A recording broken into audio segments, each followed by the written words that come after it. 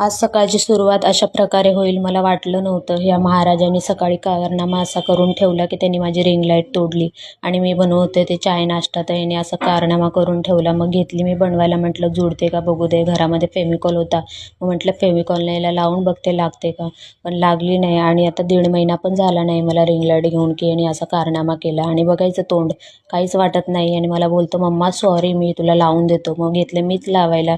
मग इथे लावायचं ट्राय केलं, पण मला माहिती आहे लावता लावताना फेविकॉल माझ्या बोटाला लागून पूर्ण दोन्ही बोटं चिटकलेली आणि माझं शिल्ट पण निघलं म्हणजे थोडंसं, आणि खूप आग होत होती.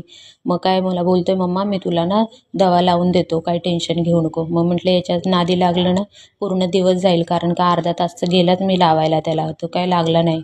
मग घेतली मी शेवटी वैतागून, म्हटलं जाऊ दे, पूर्ण बाकीची कामं पडलेली आहेत दिवसभराची. वैतागून मग मी ठेवून दिली रिंग लाईट.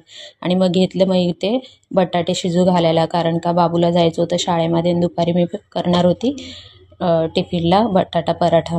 तर मग सगळ्यात आधी तर इथं कुकरला लावलं मी बटाटे आणि शिजत घातले बटाटे, आणि बटाटे शिजत आहेत म्हणून तोपर्यंत मग साईडला भांडे पण होती सकाळची नाश्त्याची आणि चायची. मग म्हटलं पटापट भांडे आवरून घेतली पाहिजे आणि बाकीचे सगळे कामं पण बाकी होते तसे. आणि मग बाबू खेळतो येते, म्हटलं महाराजाचं खेळणं चालू आहे, तर म्हटलं कपडे फुलू घालते. मग लगेच घेतले कपडे फुलू घालण्यासाठी. आणि टाईम झाला होता तसा, तर खूप उशीर झाला होता, कारण का रिंग लाईटनेच माझा अर्धा पाऊण तास गेला. मग गेला, आंघोळ पण घालायची होती माझी, पण आवरायची होती आंघोळ. मग कपडे फुलू घातले आणि लगेच मग घेतलं घर पुसायला.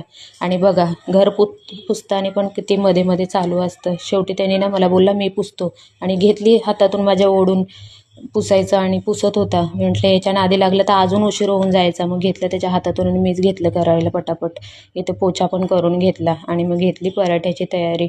पराठा करायला घेतला, कारण का मला पण भूक लागली होती. सकाळचा नाश्ता झाला होता तसा, उशीर झाला होता म्हणून पटापट केले. ते सोलून घेतले बटाटे आणि मस्त बाबूला फिक्का करायचा होता ना, मग त्याच्यासाठी सगळ्यात आधी थोडंसं लाल तिखट, धनिया पावडर आणि गरम मसाला टाकून आणि कोथिंबीर, मीठ आणि हळद टाकून चांगलं इकडे हे करून घेतलं. बाबूसाठी तर हा पराठा बनवला मी, पण माझ्यासाठी मी बाजूला कांदा आणि मिरची कापून घेतलेली, कारण का मला तिखट खायचं होतं.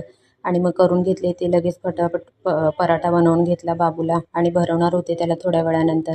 आणि मग लगेच मी माझं पण करून घेतलं, माझा पण त्याच्यासोबत पराठा करून घेतला. तर आजचा दिवस असा गेला गाई.